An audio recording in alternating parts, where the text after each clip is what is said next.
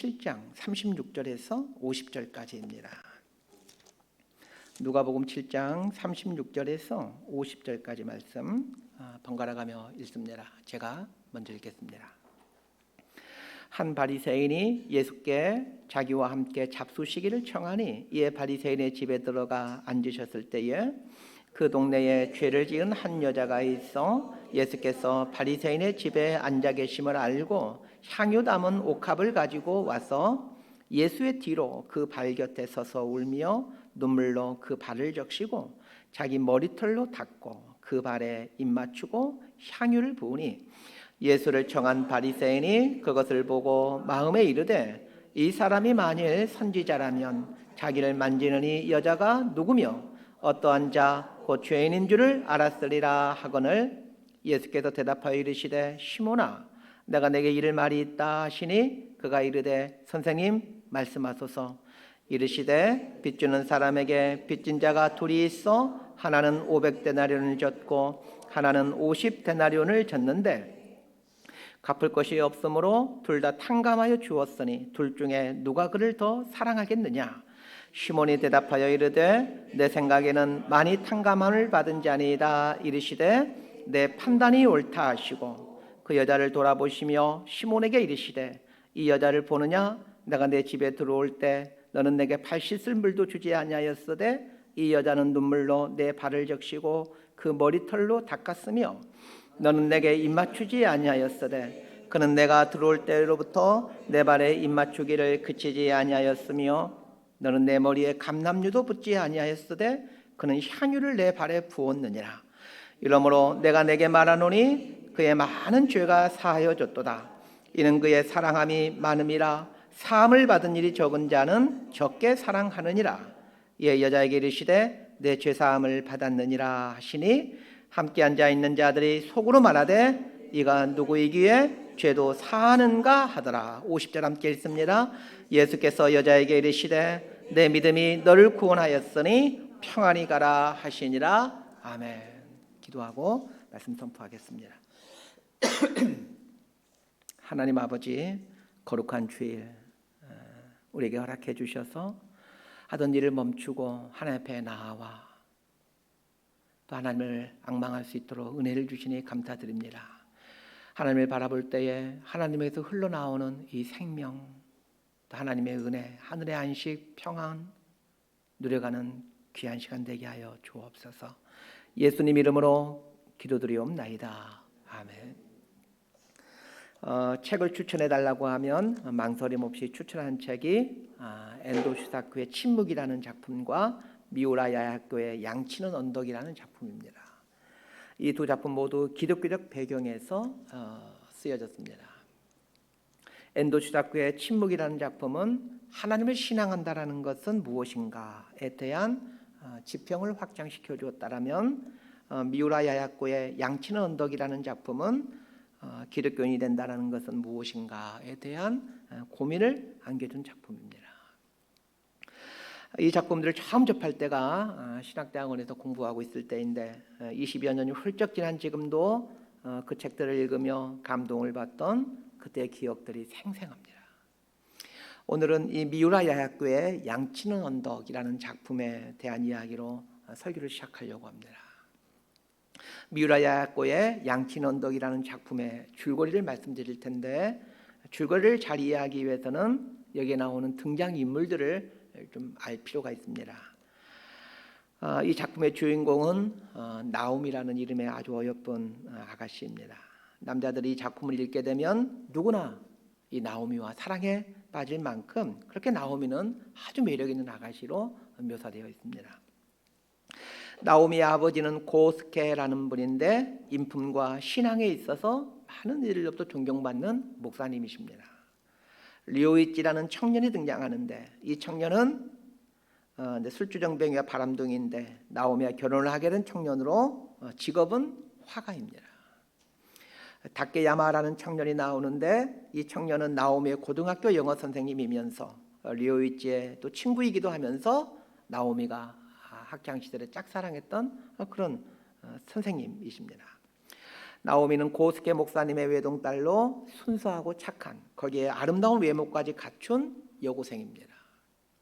나오미는 아버지가 존경받는 목사님임에도 자신이 목사의 딸이라는 것이 알려지는 걸 부담스러워하는 아주 수준 좀 많은 여고생이었습니다.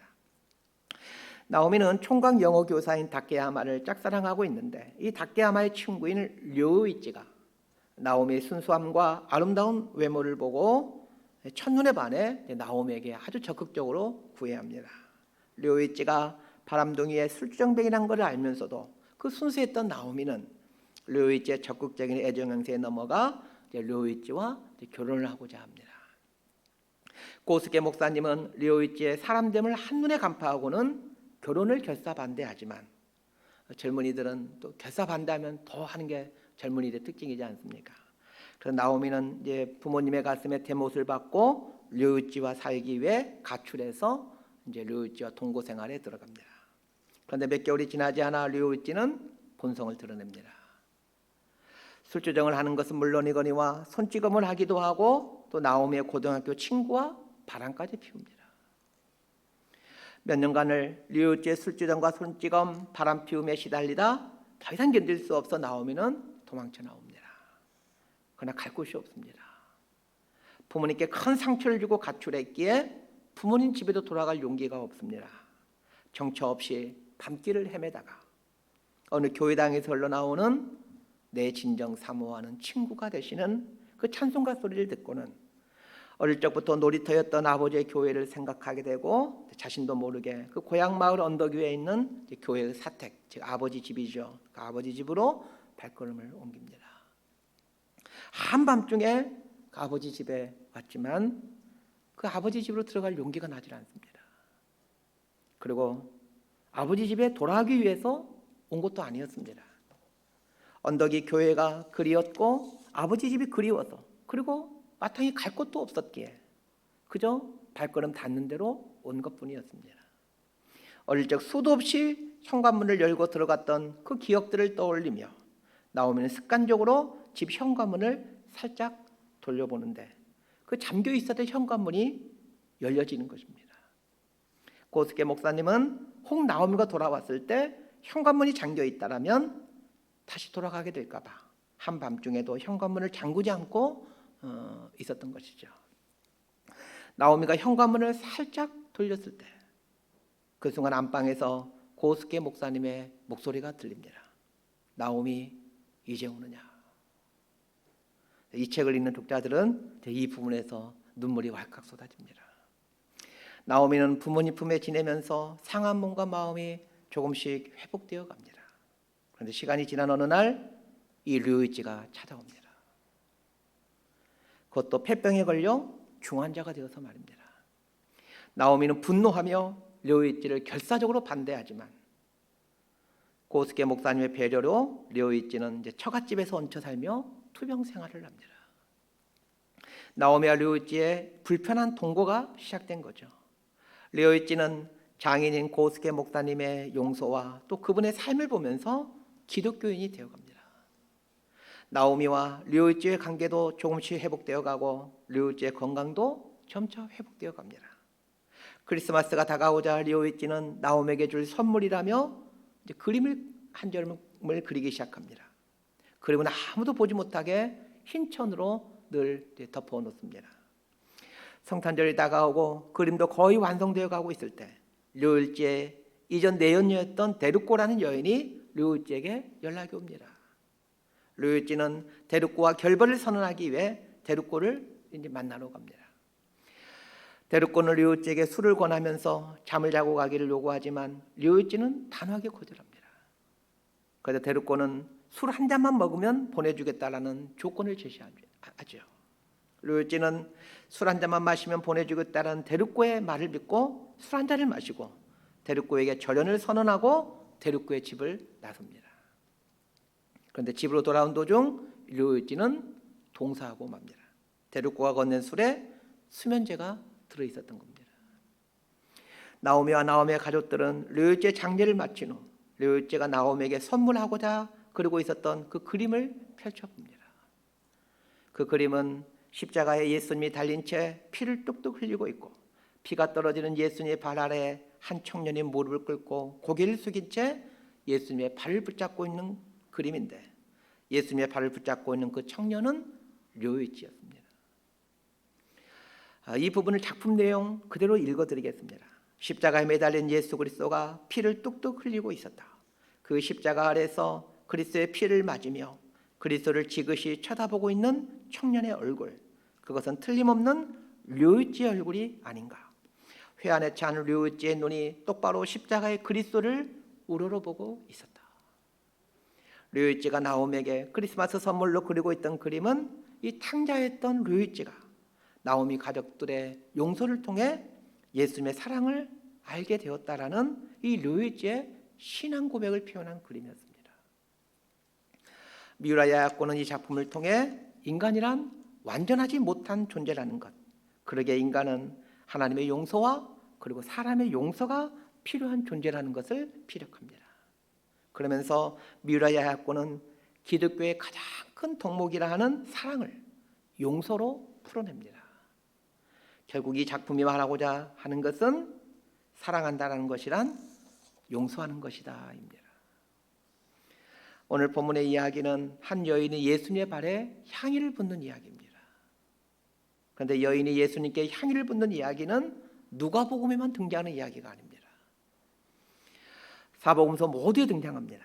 성경책을 가지고 계신 분들은 성경을 펴서 오늘 한번 본문을 보시길 바랍니다. 향유 붓는 여인의 이야기가 사복음서 모두에 등장하기에 이 이야기가 등장하는 복음서들이 어디인지 표시가 되어 있는 게 보통의 모습들이죠. 사복음서는 동일한 이야기가 나올 때에 다른 복음서 어디에 이 이야기가 나온다라고 표시를 해줍니다.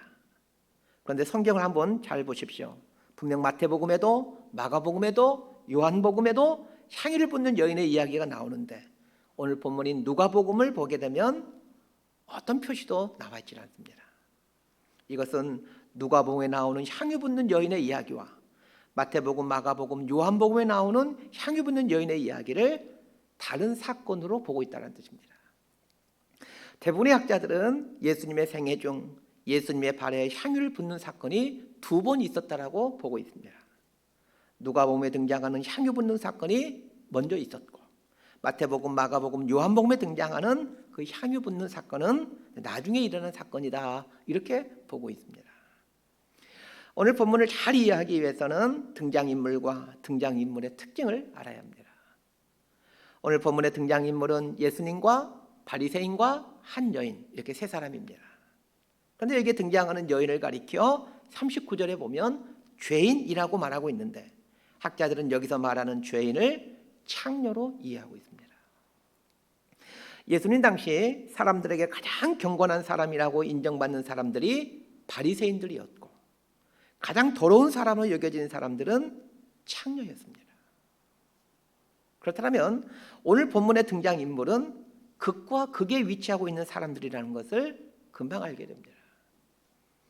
오늘 본문의 등장인물은 자타가 공인하는 가장 경건하다라고 추앙받는 사람과 또 가장 더러운 죄인이라고 인정받는 사람이 오늘 본문의 등장인물입니다. 아주 재미있는 구조를 가지고 있습니다. 자, 오늘 본문 36절 말씀을 함께 읽도록 하겠습니다. 시작. 한 바리새인이 예수께 자기와 함께 잡수시기를 청하니 이에 바리새인의 집에 들어가 앉으셨을 때에, 한 바리새인이 예수님을 자신의 집으로 초대합니다. 이 바리새인의 이름을 40절에서 시몬이라고 말해주고 있습니다. 바리새인인 시몬이 예수님을 초대해 식사를 대접합니다. 얼마나 귀하고 아름다운 일입니까? 이 당시 바리새인을 비롯한 사두개인, 서기관과 같은 종교 지도자 그룹은 예수님과 긴장 가운데 있었습니다. 예수님께서 당시에 종교 지도자들의 행태를 공개적으로 질타하셨기 때문입니다. 그럼에도 바리새파인 이 시몬은 자신이 속한 공동체 입장과 달리해서 예수님에게 호감을 갖고 식사에 초대한 것입니다. 유대사회에서 식사에 초대한다, 그래서 식사를 함께 한다라는 것은 한 형제로 맞이한다라는 뜻입니다. 저는 이 시몬이라는 사람의 용기와 신념에 박수를 보냅니다. 사복음서에 보면 예수님 당시 바리새파 사람들이 예수님에 대해 적대적인 입장을 취하고 있는데 예수님에 대해서 호의적인 입장을 갖고 있는 소수의 바리새인들이 등장합니다. 그런데 예수님에 대해 호의적인 입장을 갖고 있던 그 아주 극소수의 바리새인에 대해 성경은 그들의 실명을 기록하고 있다는 겁니다. 대표적인 사람이 요한복음 3장에 나오는 니고데모라는 사람이고 또 한 사람이 오늘 본문에 등장하는 이 시몬이라는 사람입니다. 사복음서가 예수님이 부활 승천하신 후 30-40년이 지난 후에 제자들에 의해서 기록되었다는 것을 감안하게 된다면 니고데모와 오늘 본문에 등장하는 이 시몬이라는 사람은 예수님 활동 당시에는 바리새파에 속한 바리새인들이었지만 나중에 회심하여 초대교회의 신실한 기둥이 되었을 가능성이 아주 높습니다. 한번 상식적으로 생각해 보십시오.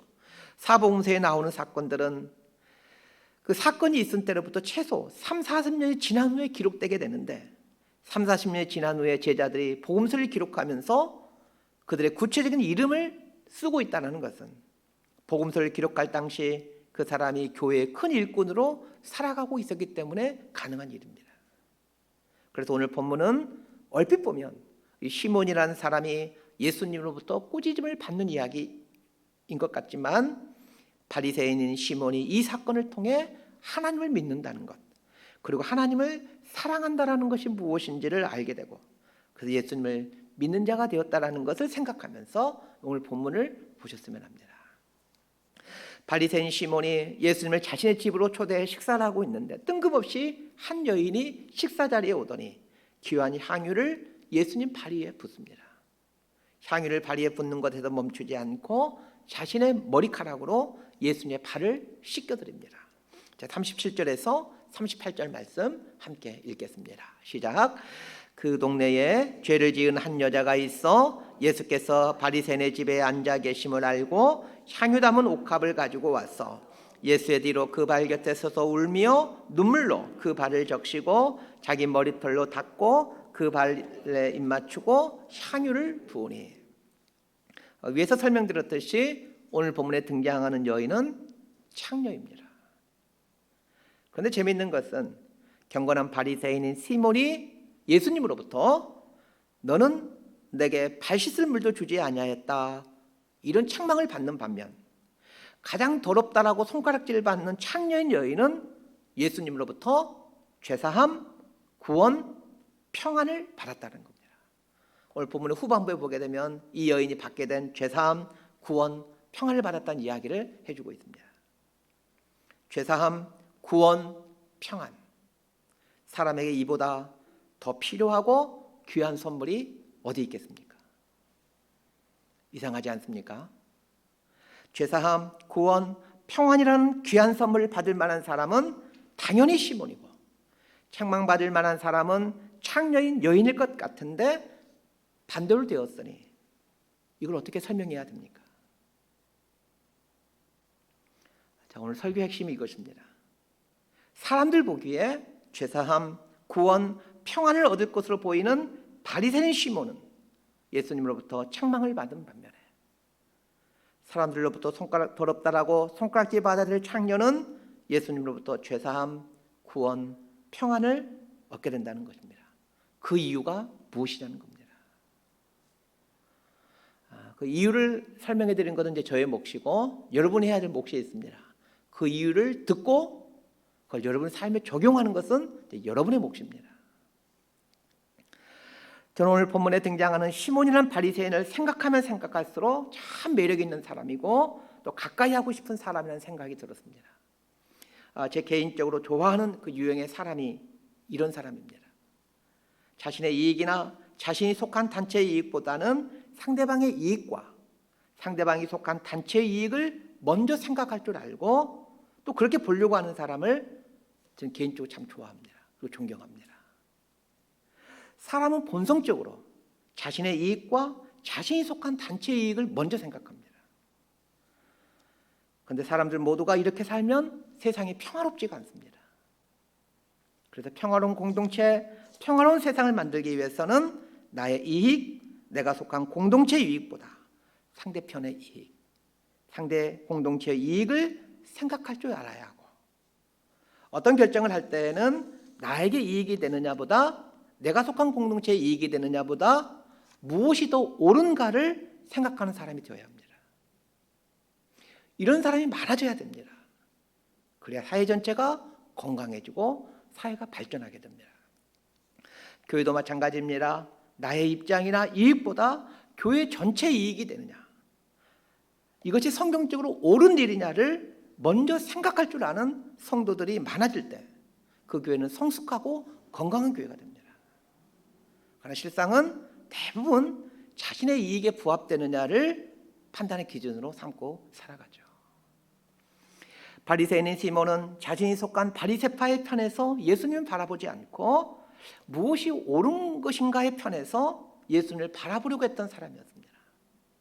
그래서 저는 시몬이라는 사람이 너무 마음에 듭니다. 제가 예수님 시대에 살았다면 아마 시몬과 아주 가까이 지내는 이제 베스트 프렌드가 되었을 것 같습니다. 그런데 이렇게 매력 있는 시몬이 예수님께 책망을 받습니다. 시몬이 예수님께 책망받은 두 가지 이유를 말씀드리려고 합니다. 첫 번째는 자신이 누구인가에 대한 잘못된 관점을 갖고 있었다는 것이고, 두 번째는 예수님이 어떤 분이신가에 대한 잘못된 관점을 갖고 있었다는 겁니다. 첫 번째 이유인 자신이 누구인가에 대한 이 시몬의 관점을 한번 보십시오. 39절 하반절에 보면 시몬이 창녀인 여인에 대해 이런 생각을 갖고 있습니다. 이 여자가 누구며 어떠한 자 곧 죄인인 줄을 알았으리라. 시몬은 창녀인 여인을 죄인으로 여기고 있습니다.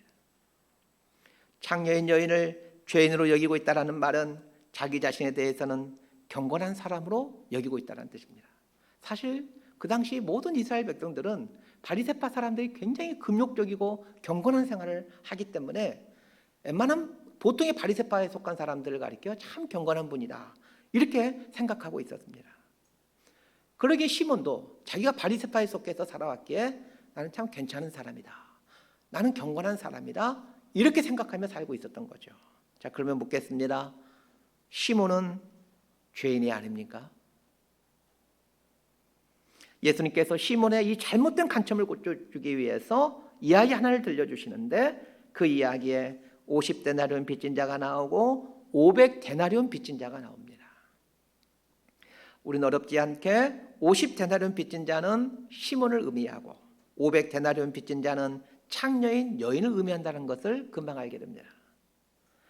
빚의 양의 차이가 있을 뿐 50데나리온 빚진 자도 빚진 자이고 500데나리온 빚진 자도 빚진 자입니다. 마찬가지입니다. 죄의 양의 차이가 있을 뿐 창녀도 죄인이고 바리새인 시몬도 죄인입니다. 예수님께서 시몬에게 이 이야기를 해주신 이유는 시몬도 죄인이다라는 것을 알려주시기 위함입니다. 우리 개신교는 믿음으로 의롭게 된다, 즉 믿음으로 의인이 된다라는 것을 핵심 교리로 삼고 있습니다. 믿음으로 의롭게 된다라는 말을 계속해서 듣다 보면 신앙생활 연수가 늘어갈수록 자신도 모르게 자신의 죄인됨에 대한 인식이 옅어지게 됩니다. 모든 종교가 가져다주는 치명적인 약점이 이것입니다. 어떤 종교에서든지 종교생활의 연수가 길어지고 깊어질수록 자신을 구원받은 자로 이해해가기 시작하면서 죄인됨에 대한 통회함의 강도가 약해집니다. 그럴 수밖에 없는 것이 어느 종교에 있든지 간에 그 종교에 심취하여 오랜 세월 동안 수련한 사람들은 우러러 볼 수밖에 없기 때문입니다. 사람들이 중직 직분을 탐내는 이유가 여기에 있습니다. 중직자가 되면 최소한 사람들로부터 저 사람은 경건한 사람이겠구나, 믿음이 좋은 사람이겠구나 라는 평가를 받을 가능성이 높기 때문입니다.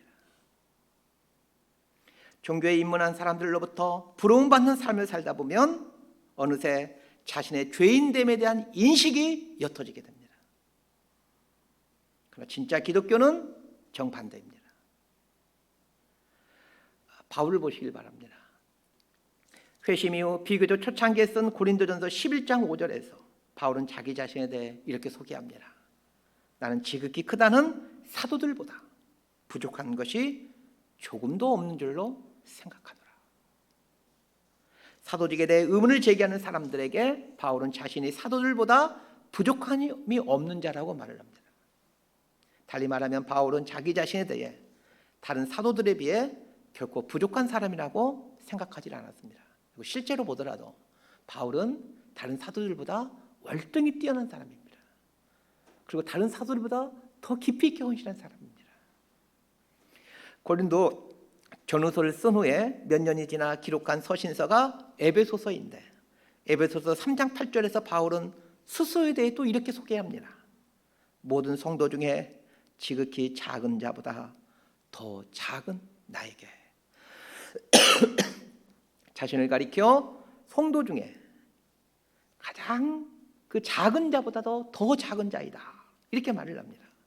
몇 년 전에는 사도들보다도 결코 내가 작지 아니하다라고 말했던 바울이었는데, 시간이 지난 몇 년 후에는 성도들 중 지극히 작은 자보다 더 작은 자이다, 이렇게 자신을 소개합니다. 바울이 죽음을 앞두고 마지막으로 기록한 책이 디모데전서인데, 디모데전서 1장 15절에서 바울은 자신을 이렇게 소개합니다. 죄인 중에 내가 괴순이라. 사도들보다 결코 작지 아니하다던 바울이 시간이 지난 후에는 성도들 중 가장 작은 자보다 더 작은 자이다라고 고백하더니, 더 시간이 지난 후에는 죄인 중에 괴수이다라고 고백합니다. 신앙 연수가 늘어나고 신앙이 깊어질수록 자신의 죄인됨을 더 깊이 알아가고 인정해가는 것이 우리 기독교 신앙입니다. 40-50년 전 우리 한국교회 목회자들과 신학생들에게 깊은 존경과 사랑을 받았던 정암 박윤선 목사님이라는 분이 계십니다. 제가 대학생 때 이분은 이미 돌아가신 상태였는데, 제가 대학생 때 이 정암 박윤선 목사님 이분을 추모하는 그런 세미나들이 많이 열리고 있었는데, 그 세미나에 종종 참석해서 이 정암 박윤선 목사님에 대한 그 이야기들을 많이 들어보곤 했었습니다. 이분이 얼마나 경건한 삶을 사셨던지, 이분이 그 수원에 있는 합동신학교 학장을 지내신 분이신데, 신학생들이 이분의 그림자도 밟지 않았다고 합니다. 이분이 교정을 거니시면 이분의 그림자를 밟지 않기에 신학생들은 일부러 길을 피했습니다. 그만큼 존경받는 신앙인이셨습니다.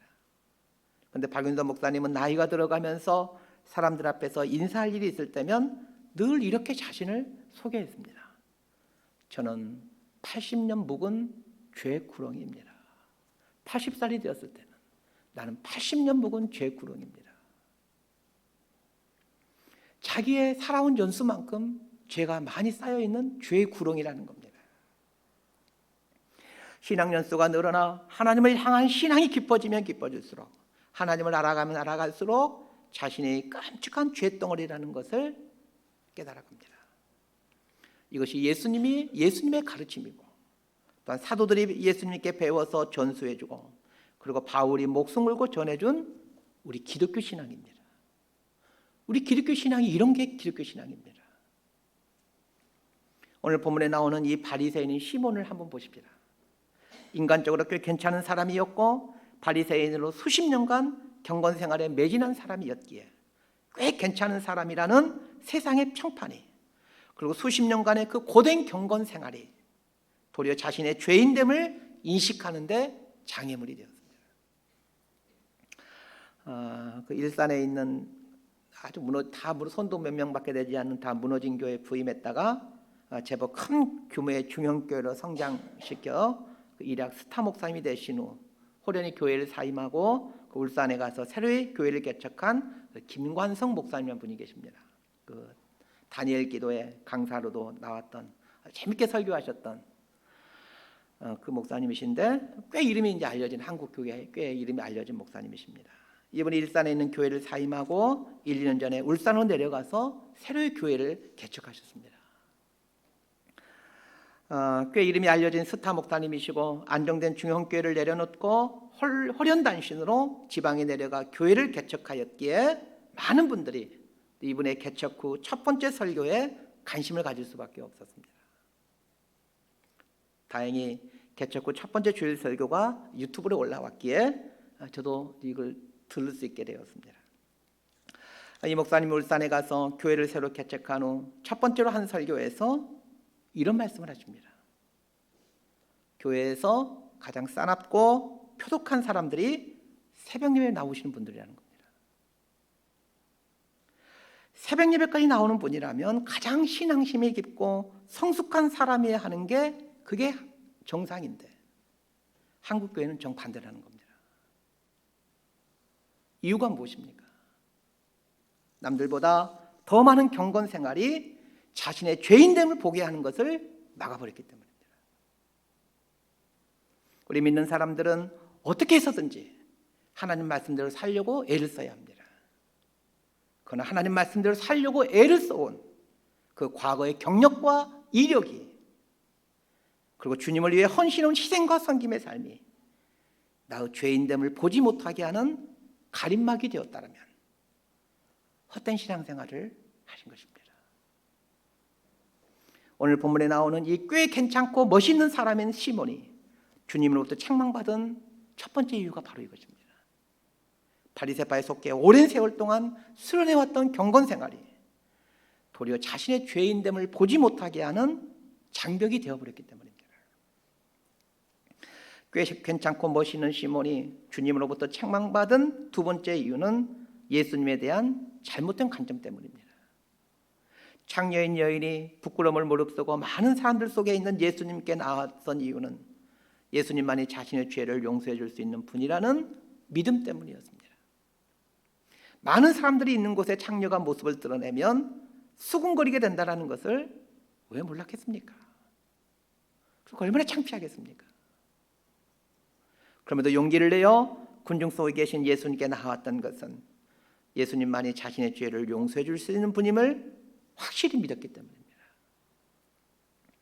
반면에 바리새인 시몬은 예수님을 식사에 초대할 만큼 예수님에 대해 열린 마음이 있었지만 예수님이 자신의 죄를 용서해 주는 분이라는 것을 알지 못했습니다. 예수님이 죄를 용서해 줄 수 있는 분이라는 것을 알지 못했기에 시몬은 죄사함 받는 감격을 누리지를 못합니다. 묻고 싶습니다. 오늘날 우리에게 죄사함 받는 감격이 있습니까? 매 주일이면 하나님 앞에 나와 예배를 드리지만 죄사함 받는 감격을 누리지 못하는 이유가 무엇입니까? 예수님이 내 죄를 사해 주신 분이심을 믿지 못하기 때문입니다. 그렇다면 우리 역시 오늘 본문에 등장하는 이 시몬 아니겠습니까? 우리 기독교 신앙을 간단하게 말하자면 하나님 사랑과 이웃 사랑이라고 할 수 있습니다. 예수님도 이 거대하고 방만한 이 율법을 하나님 사랑과 이웃 사랑 이 두 개로 압축해서 설명하십니다. 10계명도 1계명에서 4계명까지는 하나님 사랑, 5계명부터 10계명까지는 이웃 사랑으로 압축이 됩니다. 그리고 예수님의 삶을 간단하게 정리하자면 하나님을 사랑하며 사는 삶과 이웃 사랑하며 사는 삶이셨습니다. 결국 하나님께서 당신의 백성들에게 원하시는 삶의 모습은 하나님을 사랑하며 사는 삶이고 사람 사랑하며 사는 삶입니다. 창녀인 여인이 향유를 예수님의 발에 붓습니다. 이 향유가 얼마나 귀한 것인지 예수님께서 46절에서 이렇게 말씀하십니다. 너는 내 머리에 감람유도 붓지 아니하였대 그는 향유를 내 발에 부었느니라. 귀한 향유를 예수님의 발에 붓는 창녀를 보면서 예수님은 신앙의 핵심 원리 하나를 알려주십니다. 사함받음이 많을수록 많이 사랑하고 사함받음이 적을수록 적게 사랑하느니라 라는 말씀입니다. 풀어 설명하면 자신이 많은 죄를 사함받았다라고 생각할수록 죄를 사해 주신 예수님을 더 많이 사랑하고 자신의 죄에 대해서 적게 사함받았다라고 생각하게 된다면 예수님을 적게 사랑한다는 것입니다. 오늘 우리는 아마 대부분 그럴 겁니다. 예수님을 더 사랑해야 되겠다 다짐을 하기도 하시는 분들 많이 있을 거고 또 더 사랑하게 달라고 기도도 많이 하실 겁니다.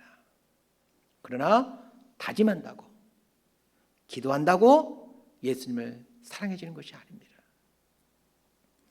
예수님 말씀처럼 내 죄가 사함받았다라는 깨달음이 왔을 때 내 죄를 사해 주신 예수님을 사랑하게 됩니다.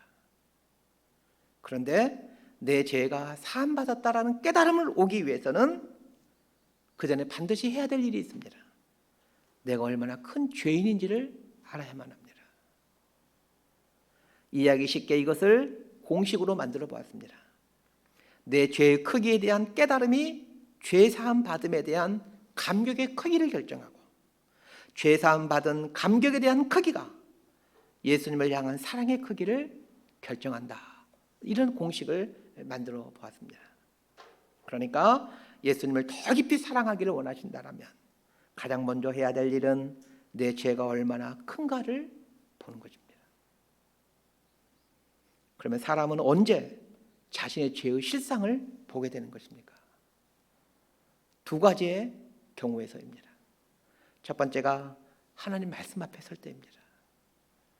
하나님 말씀은 하나님이 인간에게 제시한 의로움의 기준인데, 의로움의 기준인 말씀 앞에 서게 되면 내가 의로움의 기준에서 천길만길 떨어져 있는 죄인이라는 것을 깨닫게 됩니다. 두 번째는 하나님 앞에 설 때입니다. 하나님은 거룩하신 분이십니다. 거룩하신 하나님 앞에 서게 되면 내가 얼마나 더럽고 추악한 존재인지를 실감하게 됩니다. 하나님 앞에 나 자신을 세워놓는 것을 한 단어로 표현한다면 기도라고 할 수 있습니다. 우리 기독교 신앙에서 말씀과 기도를 강조한 이유가 이것 때문입니다. 왜 교회에서 목사님들이 그렇게 말씀과 기도를 강조하겠습니까? 말씀 앞에 서게 되면 설수록 하나님의 기준으로부터 내가 얼마나 멀리 떨어져 있는 죄인인지, 그래서 내 죄가 더 분명하게, 그리고 더 크게, 그리고 더 확실하게 보여지기 때문입니다. 기도를 통해 거룩하신 하나님 앞에 나를 세워놓으면 세워놓을수록 하나님의 거룩으로부터 너무나도 멀리 떨어진 추악한 죄인이라는 것을 알게 됩니다. 이걸 경험하라고, 이걸 배워가라고 말씀을 주시고 기도를 라는 경건 훈련을 주신 겁니다. 그러나 대부분의 사람들은 하나님이 주신 이 말씀과 기도를 통해서 이 경건 훈련을 지속해가면서 어느새 나 자신을 이 고된 훈련들을 해온 경건한 사람으로 자신을 이해해가게 된다는 겁니다. 기독교의 정신과 정반대의 모습이죠. 자, 그런데 더 놀라운 사실이 있습니다. 말씀과 기도라는 거울을 통해 내 죄에 대한 심각성 앞에서 고통스러워하게 될 때 십자가에 달리신 예수님이 내 옆에 계시는 것을 보게 된다는 것입니다. 십자가에 달린 예수님이 죄덩어리 나란 인생에게 당신의 보혈을 흘려주시고 있는 것을 보게 되고 경험해가게 됩니다. 소두에서 말씀드린 양치는 언덕의 료이치처럼 말입니다.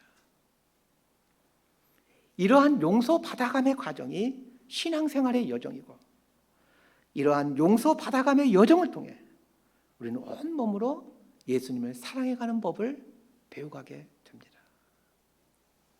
말씀 정리합니다. 서두에서 소개한 양치는 언덕이라는 작품의 줄거리를 소개하면서 나오미가 아버지 집에 돌아와서 몸과 마음이 회복되어 가고 있는 중에 그 폐병에 걸린 료이치가 찾아오는 이야기를 해드렸었죠. 서두에서는 말씀드리지 않았지만 그 술주정뱅이에 또 손찌검에 바람 피우는 일을 습관처럼 하던 료이치를 나오미와 나오미의 가족이 받아들이는 것은 사실 결코 쉬운 일이 아니었을 겁니다. 그래서 폐병에 걸린 료이치가 나오미를 찾아왔을 때 나오미는 완강하게 료이치를 거부합니다. 그래서 할 수 없이 료이치가 이른 아침 떠나려고 나오미의 집에 문을 나서죠. 그런데 이때 이 나오미 아버지인 고스케 목사님이 이 료이치를 불러 세웁니다. 그리고 나오미 료이치를 자기 앞에 앉게 만듭니다. 그리고는 뜬금없이 한 남자의 이야기를 들려줍니다. 한 남자가 있었단다 라는 말로 고스케 목사님이 해주는 이야기의 내용이 이런 내용입니다. 평범한 직장에 다니는 한 남자가 있었는데 이 남자는 기독교 신자는 아니었지만 기독교 신앙을 가진 한 여인을 사랑해서 그 여자와 결혼을 하게 됩니다.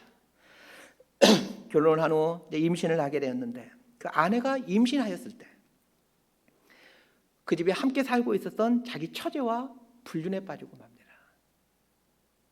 이 남자의 아내는 충격을 받고 유산을 하게 되었고 남자와 처제 사이에 아이가 생깁니다.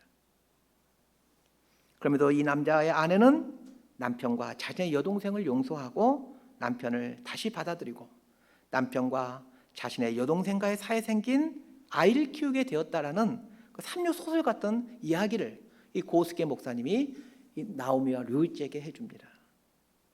그런데 고스게 목사님이 이 이야기를 마치면서 이런 말을 합니다. 이 이야기는 나의 이야기란다. 그리고 나와 처제 사이에 생겼던 그 아이가 나오미란다. 이 충격적인 고백을 합니다. 그러면서 고스게 목사님은 자신의 아내가 이 파렴치한 자신을 용서해 주면서 해줬던 말을 나오미와 르우치에게 해줍니다. 고스게 목사님의 아내가 이런 말을 하면서 남편을 용서합니다.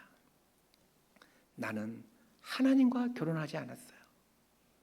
나는 연약하기 그지없는 사람과 결혼했어요.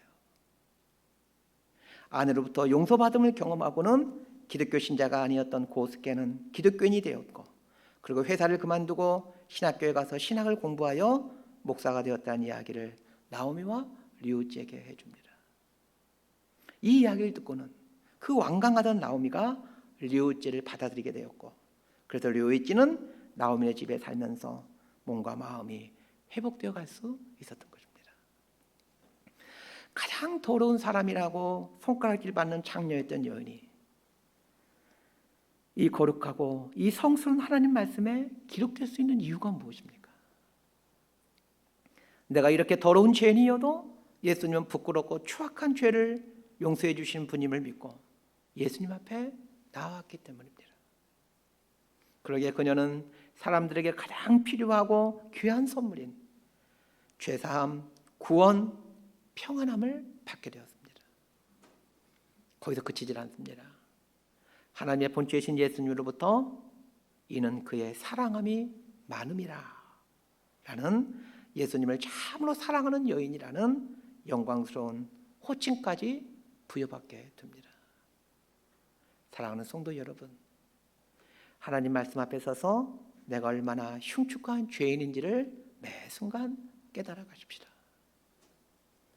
하나님 앞에 나를 세워놓는 기도의 삶을 통해 거룩하신 하나님과 천길 만길 떨어져 있는 내 자신을 보며 내 안에 있는 죄에 대해 통곡하십시다. 그때 십자가에 달리신 예수님께서 당신의 보혈을 내 삶 위에 뚝뚝 흘려주고 있음을 경험하게 됩니다. 이런 삶을 살아가면서 예수님을 사랑한다라는 것이 무엇인지를 삶으로 드러내게 되는 것입니다. 이렇게 살아가게 되는, 이렇게 신앙생활을 하게 되는 저와 여러분의 삶이 되기를 진심으로 소망하고 축복합니다. 기도하겠습니다. 주님, 신앙생활의 연수가 늘어갈수록 내가 얼마나 흉악하고 끔찍한 죄인인지를 더 깊이 보아가고 알아가는 은총을 주옵소서. 그러나 거기서 그치지 않고 죄를 사함받는 감격도 더 깊어져 가게 하옵소서. 죄를 사함받는 만큼 주님을 사랑할 수 있다는 것을 배웠습니다. 날마다 죄 사함받는 감격 속에서 살아가되 주님을 사랑하면서 겪게 되는 기쁨과 감사함도 누리며 살아가게 하여 주옵소서. 예수님 이름으로 기도드리옵나이다.